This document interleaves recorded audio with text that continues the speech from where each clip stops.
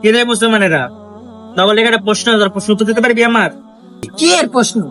তোর আবার প্রশ্ন? তুই হলো নাস্তিক মানুষ, তুই আবার কি প্রশ্ন করতে চাস? ক শুনি ক। আমার প্রশ্ন হলো এটাই, তোকে আল্লাহ তো সবই করতে পারে, তোকে আল্লাহ কি আরেকটা আল্লাহ করতে পারবো? এরা উত্তর দে আমার। আল্লাহ এটা কি প্রশ্ন করলো? এটার উত্তর তো আমি দিতে পারবো না, হুজুরে দিতে পারবো, হুজুরের কাছে যাওয়া লাগবো। এই তোরা দাঁড়া, আমি আইতাছি। হুজুর হুজুর। জি ভাই বলুন।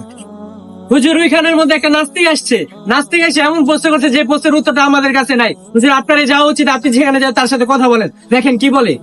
কি এমন প্রশ্ন করছে ভাই যে প্রশ্নের উত্তর আপনাদের কাছে নাই? একটু বলুন তো ভাই। হুজুর উনি এসে প্রশ্ন করছে আমার আল্লাহ কি আরেকটা আল্লাহ বানাইতে পারবে?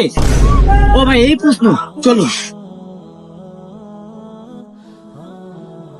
কি মুসলমানেরা কোথায়? আমার প্রশ্নের উত্তর কোথায়?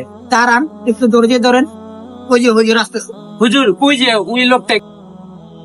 ভাই আপনার কি প্রশ্ন আপনি বলুন। হুজুর, আমার প্রশ্নটা ছিল যে আপনাদের আল্লাহকে আরেকটা আল্লাহ সৃষ্টি করতে পারবে? সে যদি এটা যদি করতে পারে বা এর উত্তর যদি আপনি দিতে পারেন, তাহলে আমি মুসলমান হবো। আমার আল্লাহ যেহেতু সবকিছুই পারে, আল্লাহ তাআলা চাইলে এটাও করতে পারে। আস্তাগফিরুল্লাহ। হুজুর এটা কি কোন আপনি? আমাকে বলতে দেন।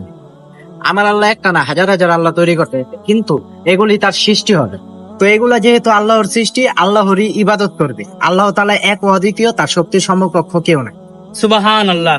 হুজুর, এখন পর্যন্ত কোনো হুজুরে আমাকে এত সুন্দর উত্তর দিতে পারিনি। আপনার কথা শুনে আমি খুব খুশি হলাম, আর আমি আজ থেকে এখন থেকে ইসলাম ধর্ম গ্রহণ করলাম। আমিন। সুবহানাল্লাহ।